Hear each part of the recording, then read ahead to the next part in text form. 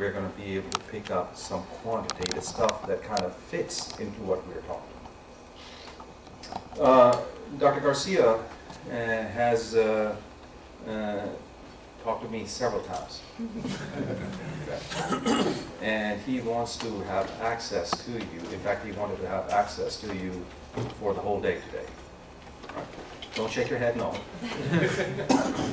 But he will have access to you for the second and third period.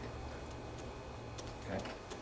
Now we are negotiating the following week because Dr. Garcia has missed, I think, what he told me, a fair amount of, no, 3, I think. No, just 2. No, he told me 3. I'm lying to you. No, it was my misunderstanding. No, we had one we left early. It was my misunderstanding. Because of impending snow, and then we had last week. Yeah. Okay. And then now we're putting Dr. Kress behind a little bit. So I'm not sure exactly how we're going to, but what we're doing is I'm going to teach the first period, then, and we are going to have Mark Cook coming in. I asked him to come in at 9:30. Remember we talked about the project, so I want to go ahead and start the project. One of the students in the class emailed me yesterday. I think it was yesterday. And here's the issue, he said, please make everybody aware that if you are going to turn something into me, it has been vetted. All right, and so you may not have thought about it. And so what I am going to delay is, you're supposed to have given me a 1-page write-up. You can delay that for a day or 2 if you like, and just email it to me. Because I don't want anybody to be in trouble, and I don't want to go to jail. Well, do you know this? Yes, I do. Are you considered a contractor?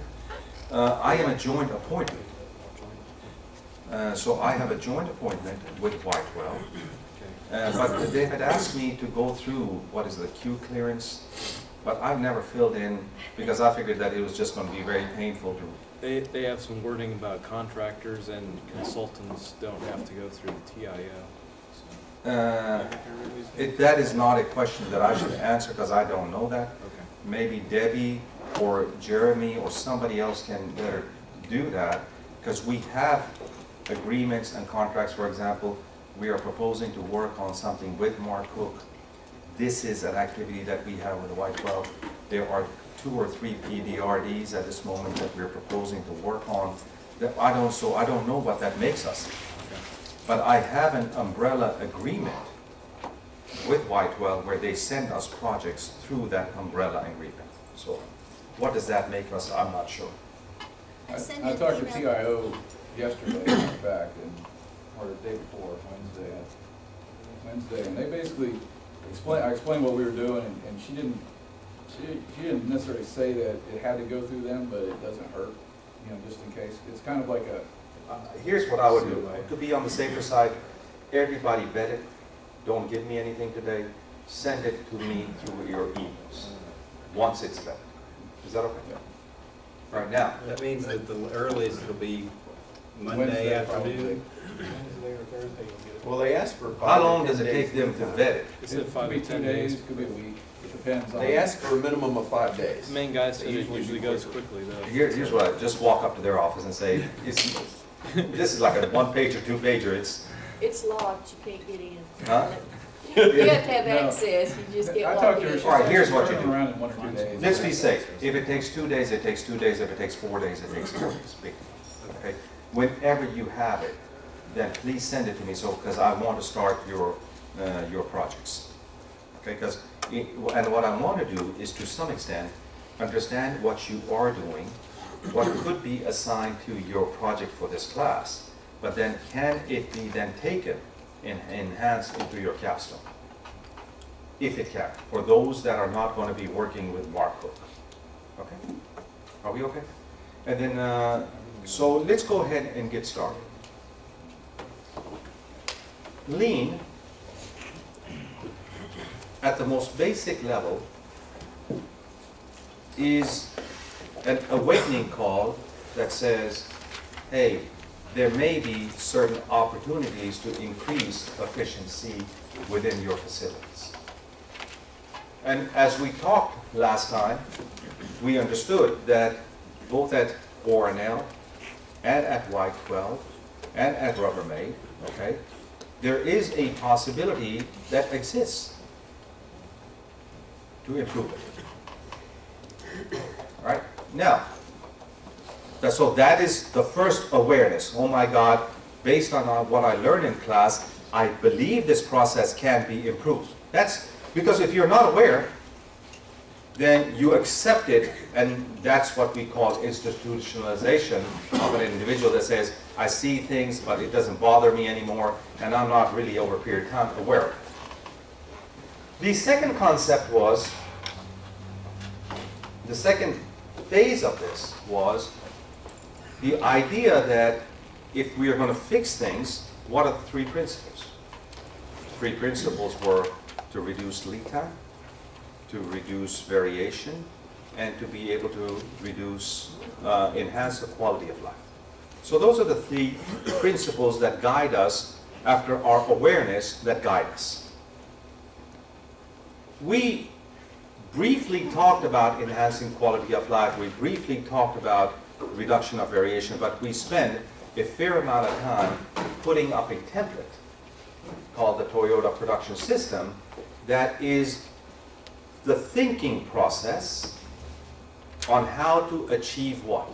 The first principle, which is reduction of lead time. So he says, hey, how can I reduce lead time? Well, it must be in your mind that says, hey, you know, one of the things I have to do is to reduce my lot size, maybe even to a single piece flow. Oh, what does that mean? I don't know. Well, in order to do that, I'm going to reduce my lot sizes. In order to do that, I have to reduce my setup time. See, it now becomes a logical perspective. On the other thing, it says we have to create balance between the work that is being done.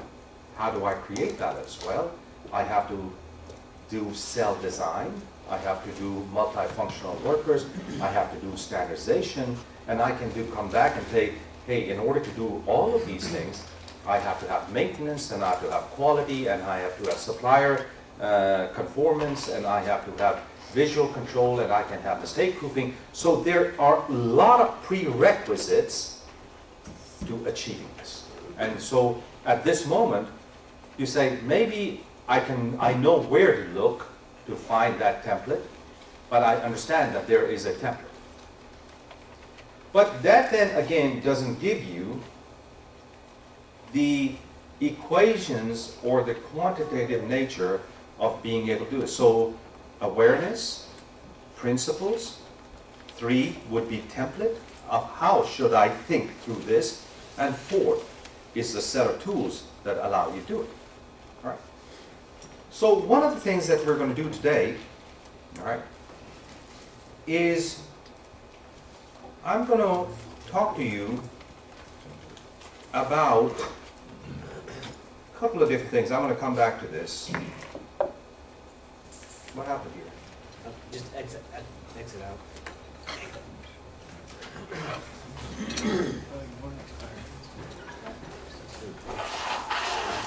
Done show again?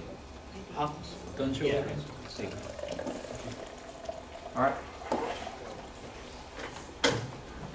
I want to talk to you about how do you increase the capacity of an organization. That's what we're talking. Reduction of lead time means what?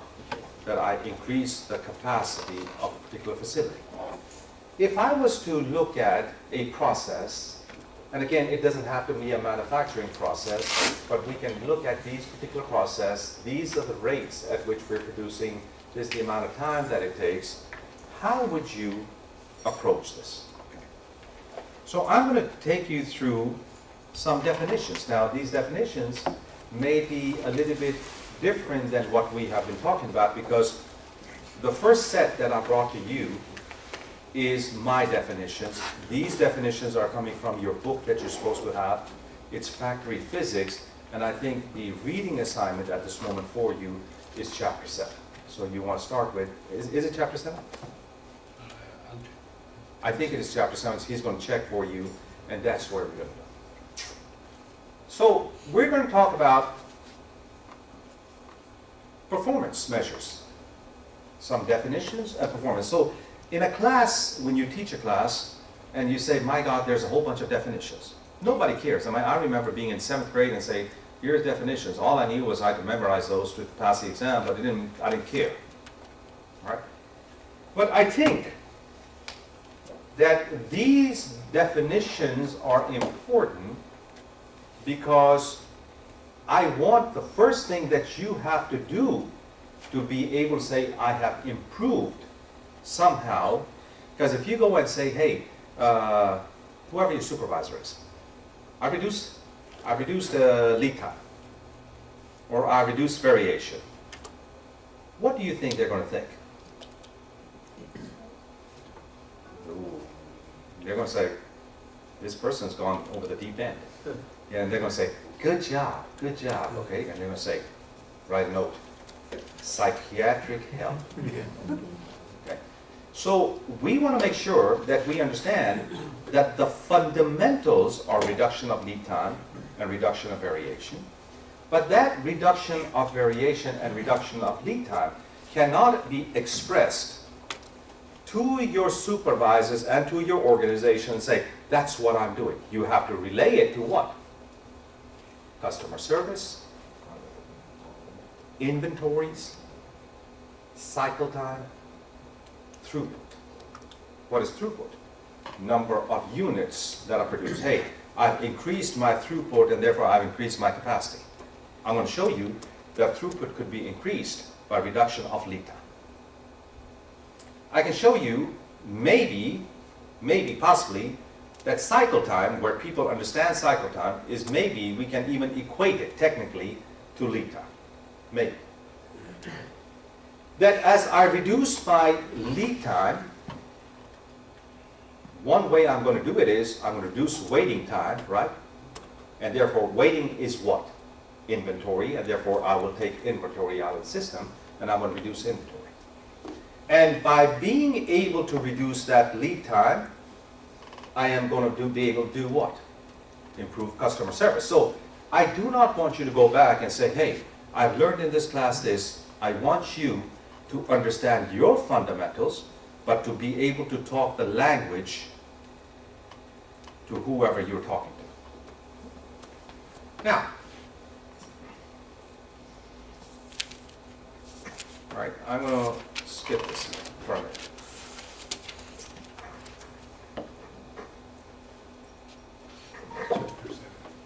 It is chapter 7? So chapter 7 is factory physics, if you would read that. Factory physics is inherently talks about production systems and it relies on manufacturing. Other than Rubbermaid and other than O&L having an area where we talk about fabrication and production, I'm not sure SNS has production. I'm sorry, not SNS, Y12. So I don't know that, right? But I assume it may, right? And therefore, this is directly applicable to Y12 possibly, to ORNL possibly, all right? And specifically to Rubbermaid. But the principles that we are going to be talking about are going to fit what? Your office environment as well. Okay? So I want to get to the basis so I can decipher the trivial from the key issues that we want to discuss. I think definitions, everybody understands these definitions. If you tell me that you don't, everybody knows what a workstation is. What is a workstation in an office? The desk. What is a part in an office? The document, possibly. What is the end item in a office? Whatever you deliver to your, deliver to DOE or whoever it is that you need to deliver it to. What are consumables? Human resources, paper, other resources that you may require to be able to do that. What is routing? Routing is we call in manufacturer routing, and that's very important. You get it, you get it, you get it, you get it, you get it, right? What is a routing in an office? For us getting signatures, basically. To who you know we need to send it. But in the office, the routing becomes what? Ambiguous. I can send it to a department, and therefore who in the department picks it up, I don't know. So in a manufacturing environment, the routing is very specific, but in an office, the routing is not so specific, and there lies a problem and an opportunity for us to improve. Order, request from a customer, and job, transfer quality off of a line, right? So I have a job, I do a job, and I send it. So the definitions are not any different. Again, we're going to talk about this. Throughput is what? The number of non-defective units that you produce in a time, work in process, raw materials inventory, crib and finished goods inventory. Inventory seems to be a key word that keeps coming up in our discussions. Why? Because last time we made an estimate. What? I can't remember what the estimate was. That or at ORNL and at Y12, that we got tens of millions of dollars worth of not inventory. We're not going to use that word. Excellent. Stuff. Stuff. And if we had, let's say, and I don't know what the number was, 25 million, 50 million, 100 million dollars, how many jobs is that equal to if that money was available to you? What if we had 50 million or 100 million dollars that we released? What would that do? So that's why we have all of this information. I'm trying to get to cycle time, time between the release of the job at the beginning of the routing until it reaches an inventory point at the end of the routing, okay? And again here, there's a distinction between what we've been calling lead time and what they're calling the time allotted for a production of a part on a routing or line. Watch this. I want you to get this too, because this is going to be very confusing, because we've been talking about lead time, right? Cycle time is what? From the time we start something to the time that we finish, the actual time. Lead time is what? The time that we think it takes. Are those the same in your production facility? No? No, no, you didn't say that. So it takes a certain amount of time to get something done, but when I plan things out, I say that is the time that it should take. Are those two things the same? Then how do you plan?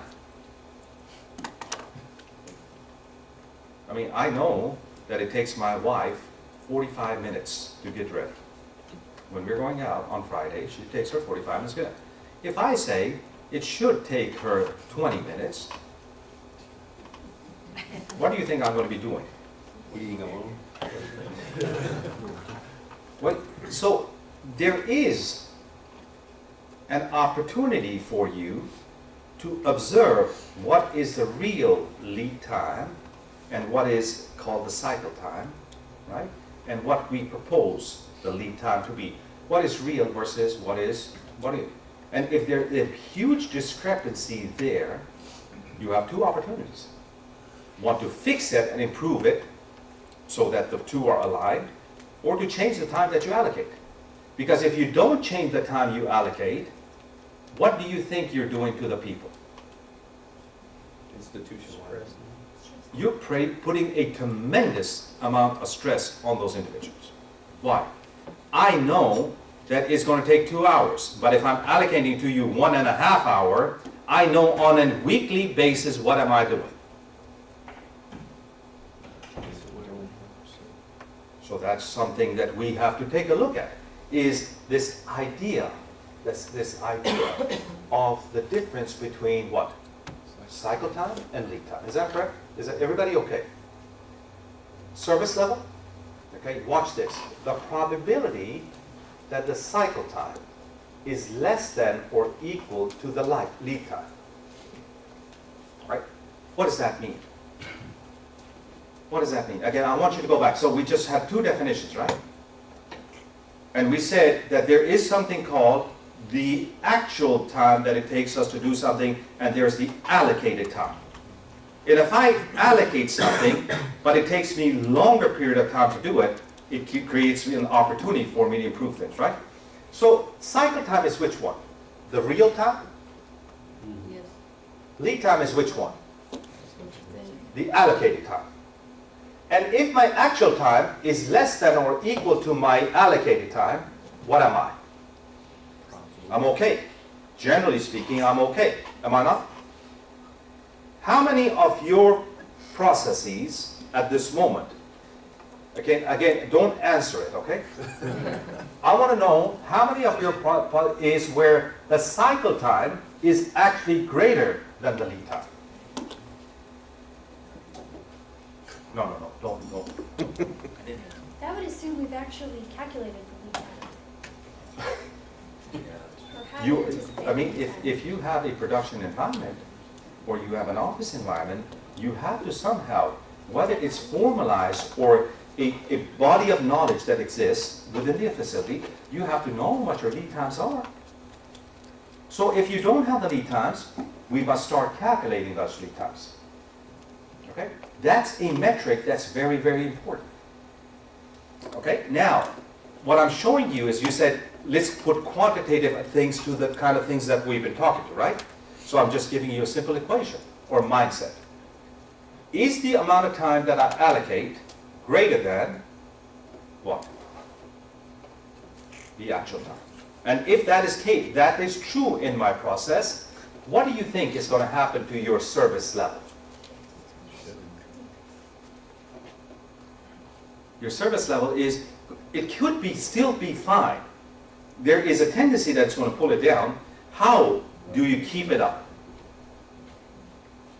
Give me that word.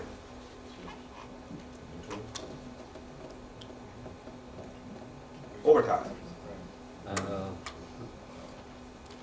Extra resources allocated in many different forms, or overtime.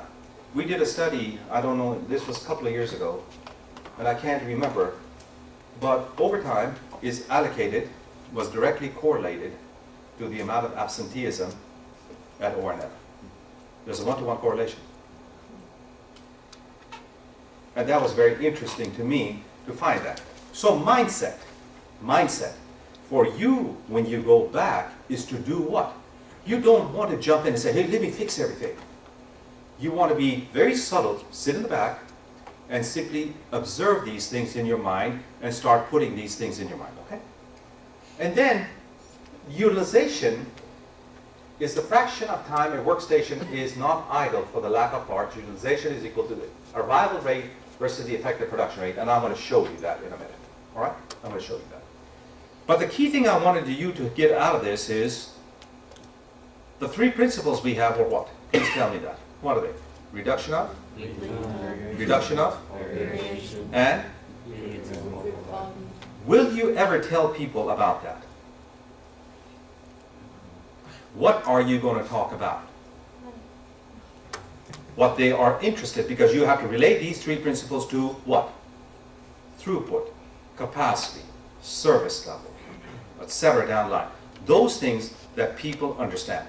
But you understand fundamentally that when you touch these leverage points, okay, you're going to be able to somehow manage and design systems. Is that fair enough? Let me do this. Mark Cook is here, and we are here for a minute. I'm going to take 2 minutes to bring them a problem, and then we'll talk. Sure. Come on. Again, performance measures here. This is the first equation that we're going to use. Remember, we didn't talk about anything. All you've got out of the 12 slides that we did is this. Some definitions. Never use reduction of lead time. Never talk to anybody about variation. Never talk about it because their eyes are going to glaze over. Talk to them and relate these things. Now, I'm going to bring up to you something called bottleneck rate. I want to talk to you about raw process time. I'm going to talk to you about critical width, all right? And I am going to show you through a very simple example out of your book, okay, that you cannot increase production beyond a certain amount of level. And I'm going to quickly do this here. Watch this.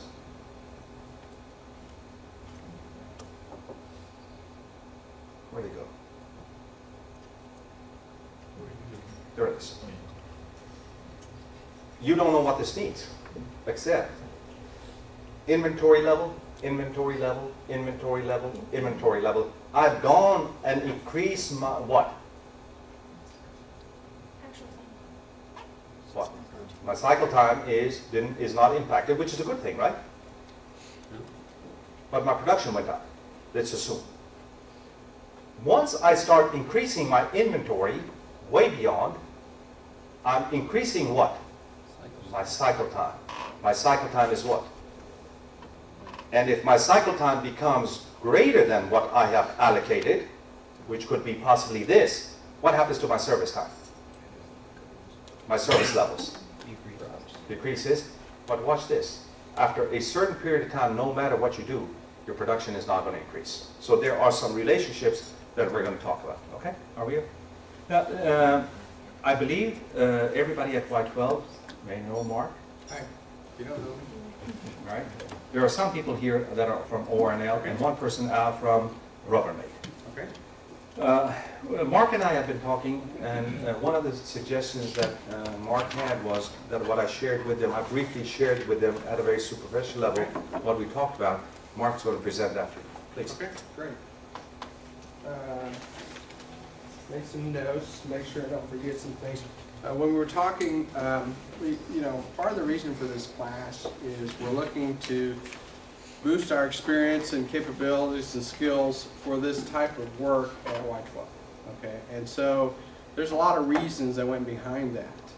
And one of them was we brought in some experts from Lockheed Martin, which is where I came from originally, to do an assessment of engineering practices at both Y12 and Pantex.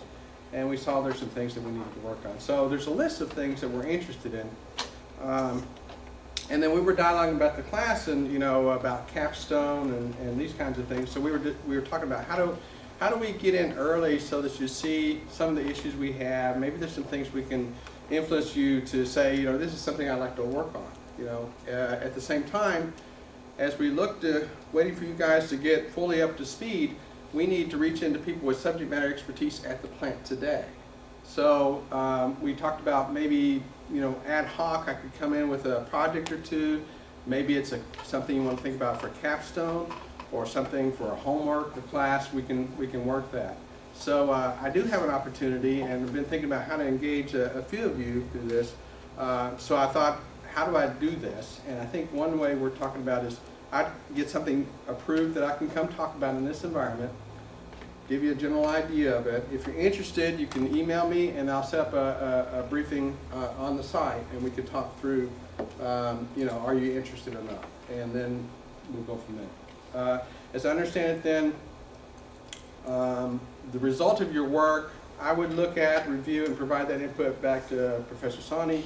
You would still need to get a TIO approved analog that you can give to him for grading. Is that? That's correct.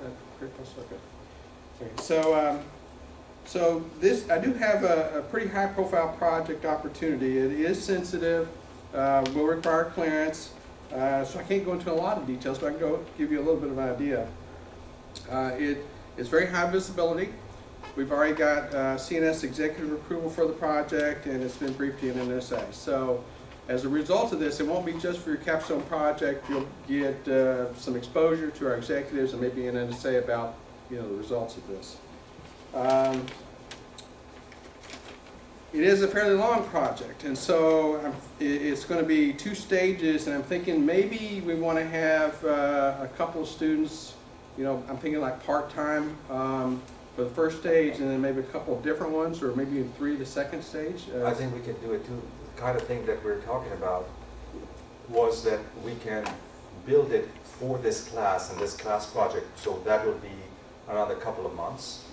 And then they can take this project and make it into, further develop it and make it into their capstone. which is almost a year and a half, 2 years away. Okay, so I'll let you, you help work that, Okay. what makes sense. So each project's probably gonna be quite different. This particular project's gonna be 2 stages. It's actually a phase 3 of a thing that we've had going on. And the whole basis is to take a systems engineering perspective on this. So it's totally resetting how we approach this problem. It's gonna start sometime in March. The first stage is going to be about up to 6 months. It may be a little shorter, but that's sort of what we're thinking. And it's to build an as-is enterprise architecture with full requirements traceability and all the associated artifacts like we'd have in industry standard system engineering for a highly complex existing system. So we're going to be reaching out to subject matter experts throughout the plant. And whether you're working on the project or not, your familiarity with what we're doing would really be helpful for us to dialogue and you can start to understand what we're trying to do. So we're going to be looking at this highly complex system, how it's done today, and we're going to be looking at full requirements capture, traceability, the system artifacts, all the process flows, and looking at how it exists today. And out of that, I expect to see gaps, opportunities, things we've missed, things people do know that need to be worked on, and that will be used for decisions about, this is a good thing to take this approach and go into the next stage. The next stage is going to be dependent upon that. It's going to have to show that, hey, there's some issues here we need to go address. I feel very confident that will happen, but it is dependent upon that. The second stage may be a little more exciting, but you're going to build on the success of the first one. The second one is you'll get into business process re-engineering. So some of the things you're talking about here, how do we do things more efficiently? What makes better sense? How do we address those opportunities and gaps? We'll be looking at technical insertion opportunities. Is there some technologies we should be deploying? Analysis of alternatives, and then we'll be building a 2B enterprise architecture, probably with plan ABC. Here's an existing system, how much do you want to morph it, and then what are the alternatives that our executives would look at. So that one I'm thinking we probably ought to have a different set, because it is a fairly long project. And because of the way CNS is set up, this particular project is going to have to be covered on your burden, your organizational burden. Because the way we're set up, I can't give engineering burden to another organization, so if you're outside of engineering, we welcome you, but you're going to have to get approval both from your manager and for burden to cover your time. So I'm thinking it's about a quarter-time project. We could fluctuate based upon that. I'll be bringing in, that's part of the reason it's taking me a little longer, I'm bringing in a couple of our Lockheed experts that finished the previous assessment. They're actually retiring from Lockheed. One is a senior fellow in systems engineering, which is the highest technical achievement you can get at Lockheed. The other one is a former VP of 2 engineering sites. So it's an opportunity to work with some real experts who have worked in the DoD and the intelligence community.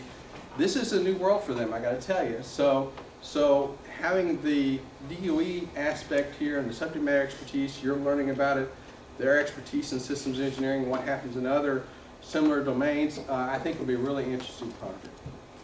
Okay? So what I'd like you to do is, if it sounds interesting, send me an email next week sometime, and I'll set up a meeting first week of March, give you the skinny on what this is about, and you can learn more. If there's more than we can handle, we'll just have to draw straws or something. But hopefully I'll come back with some other fun ones to do as well.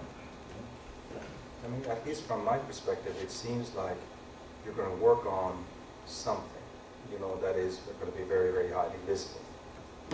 And the good thing and the bad thing about highly visible is it is highly visible. So, but that's what you're here for, is to not only do well for your, for the organization, but over a period of time, as people know who you are and recognize who you are, it may be, oh my God, this guy is a great person. We need to be able to bring him in and do other stuff. So these are implicit opportunities that exist for you. So for those that are encouraged, would you please send Mark, and then Mark can send me and say, I've got these students, so that, because one of the things that they're doing right now Hmm? is writing a one-pager for me, telling me what they want to do for this class. Okay, Now, for those that are interested, they can take away what they have written and write up that I'm going to work with Mark. Okay?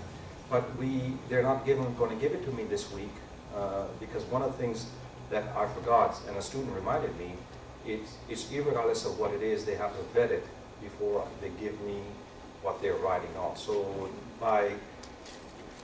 we had discussed, that they could give this to me in 2, 3, 4, 5 days, whatever it takes to vet it. So that if you decide that it's not what you want to work on, you want to work with Mark, just simply say, I'm going to work with Mark, right?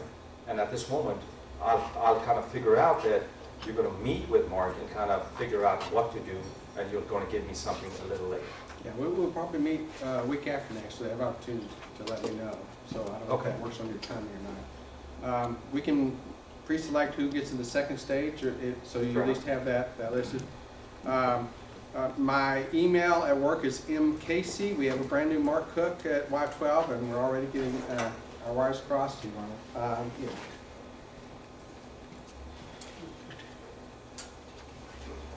And it is an opportunity.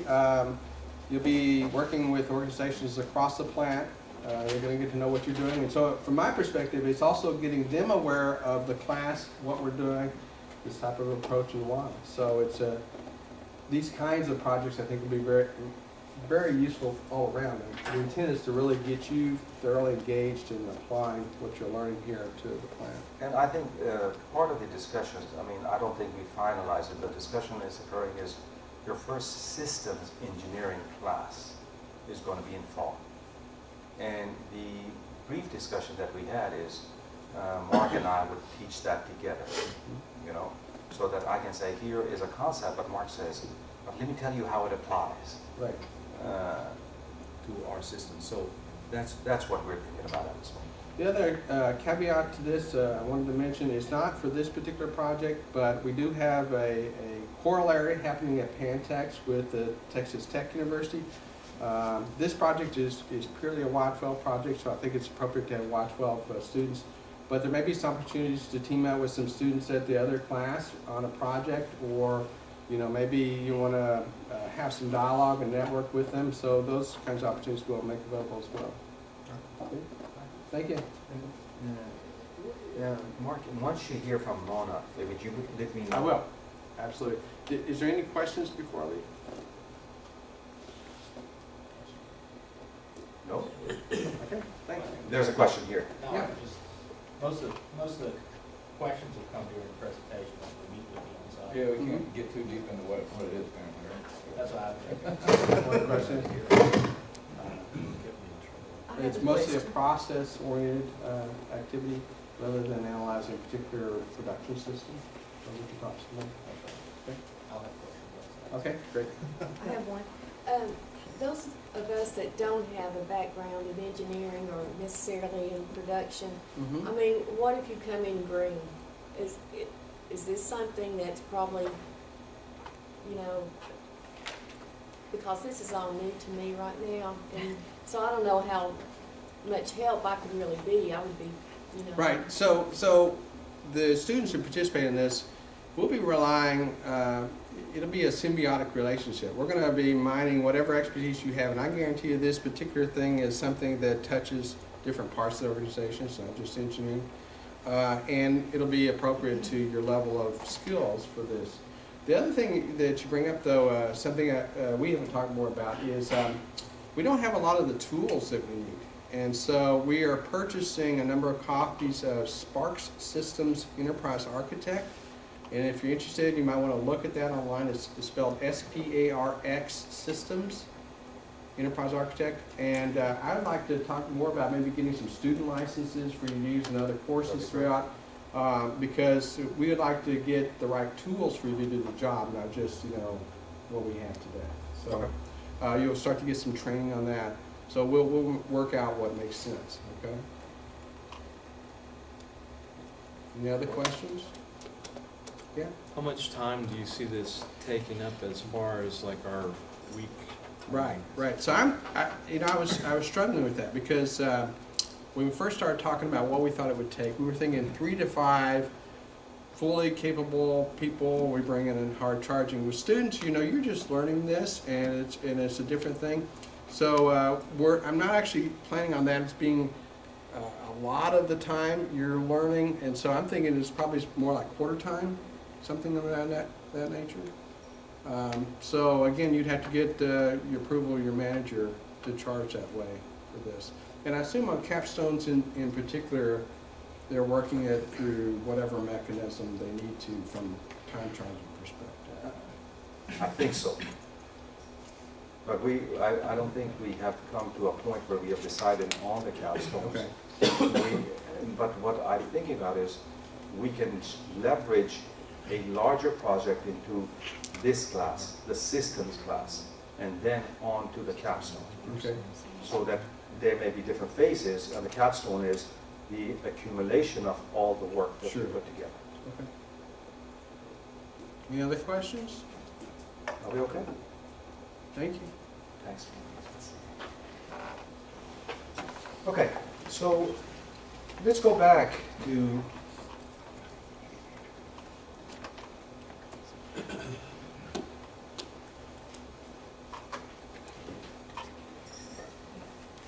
let's talk about, are you aware now, first equation, first little thing, cycle time, lead time, which is greater? We're now going to talk about bottleneck rate. Rate, part or unit time or job of the process center having the highest term utilization. One of the key concepts in designing processes is this understanding of a bottleneck. A bottleneck. What is a bottleneck? Again, the example that we use very frequently when we go out so that people can remember is who in your family is the bottleneck. When you say we're going to go out to a movie, all right, and said everybody get ready, who is the bottleneck? Who is the bottleneck? Well, tell me. Your wife. Well, my wife, yeah. Okay. All right, who else? But see, if I get ready in 5 minutes, we're still not leaving. It takes long. All right, when is it that the car is going to leave? It is dependent upon the bottleneck, right? That bottleneck. So we have to look at the bottleneck, and there's many, many ways of looking at the bottleneck.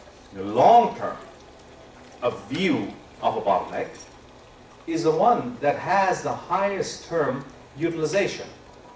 If you have a person in your office, when you go in and they're sitting and now they may not be doing anything, but if they're working and they never leave to go home, that seems to me an indication of what?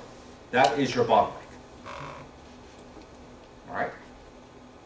How else can we determine bottleneck? In a manufacturing setting, Rubbermaid, I know it's very easy to identify bottleneck. It takes them 2 seconds, 3 seconds, 5 seconds, 2 seconds, 10 seconds, 2 seconds, 5 seconds, 3 seconds. Well, 10 seconds is that bottleneck.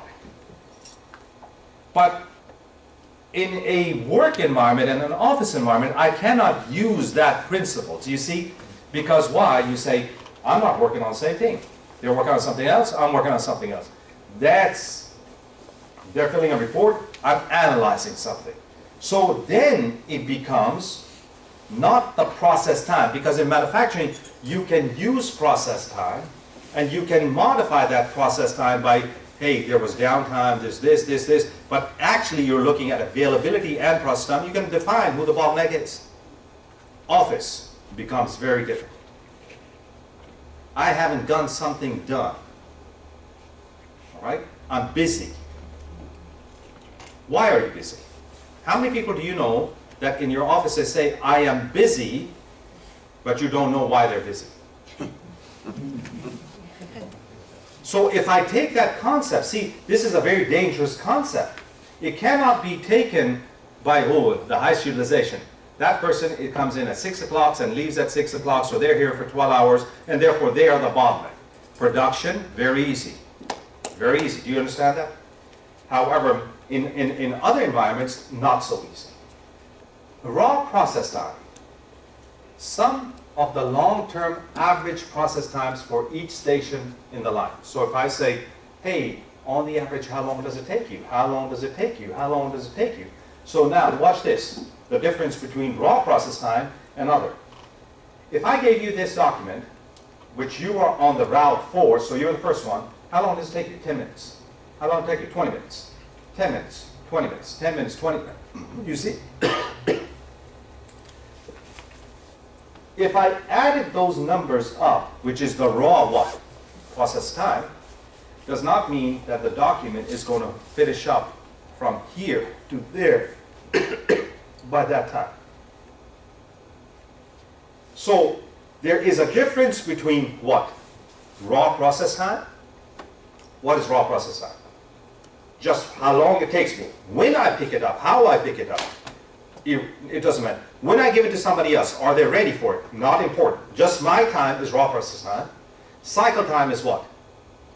Actual time that it takes me from the beginning to the end. So the raw process time is what? A subset of my cycle time.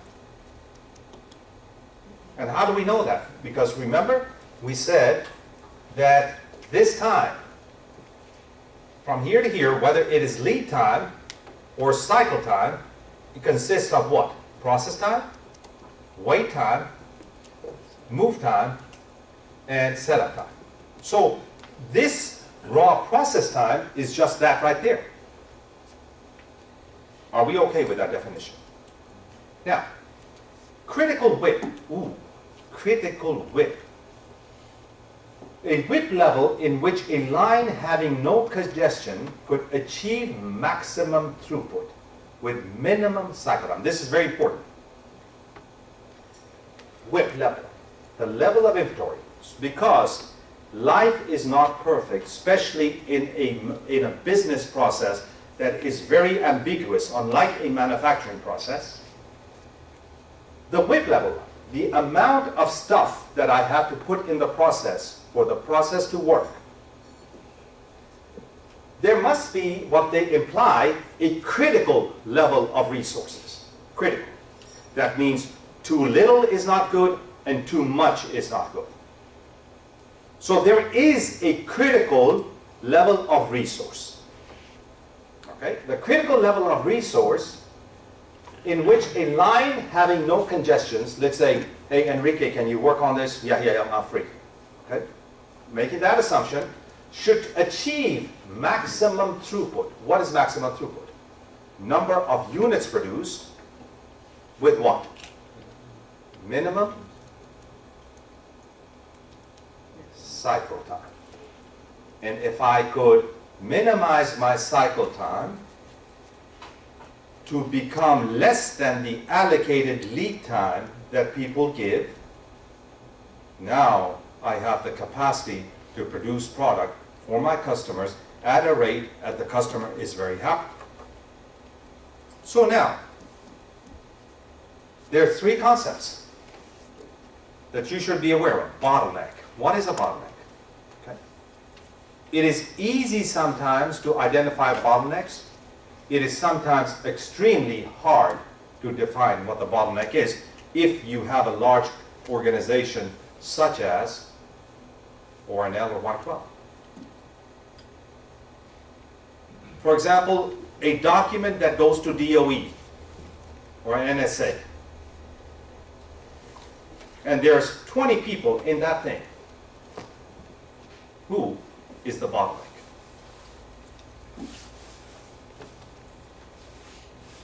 You don't know. Because you never thought that way, and even if you thought that way, you never brought it up, because if I went up and say, Enrique, I think you're the bottleneck. What is Enrique going to think?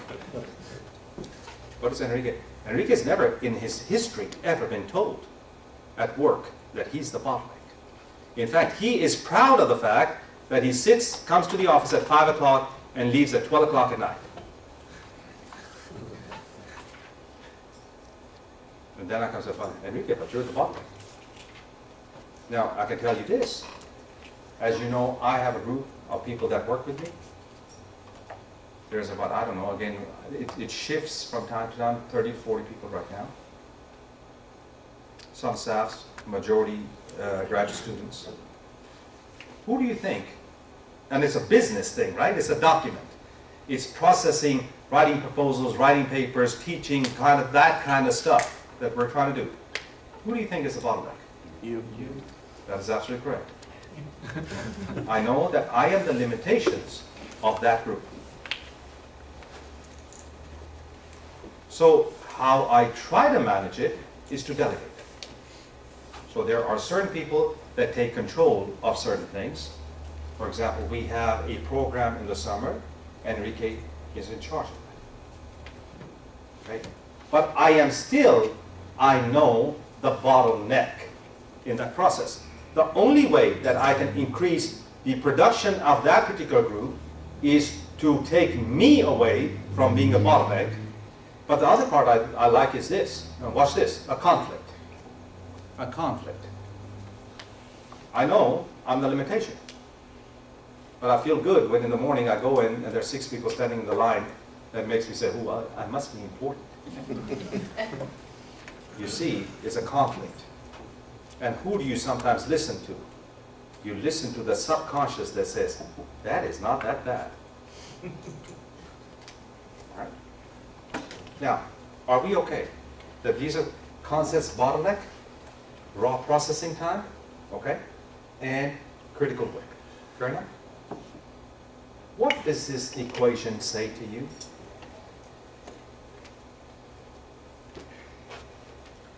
I mean, we don't know what that critical whip is, isn't it? Nobody's ever thought about, oh my God, there must be a level of inventory that is really, really good. Why is it good? Because it gives me minimum cycle time and achieves within the smallest period of time that I can do something, I can increase my production.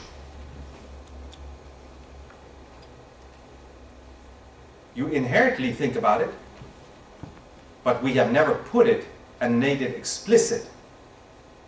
What is the critical level of inventory of eggs or pickles or bread that you have in your house? How do you make that decision? There must be a critical level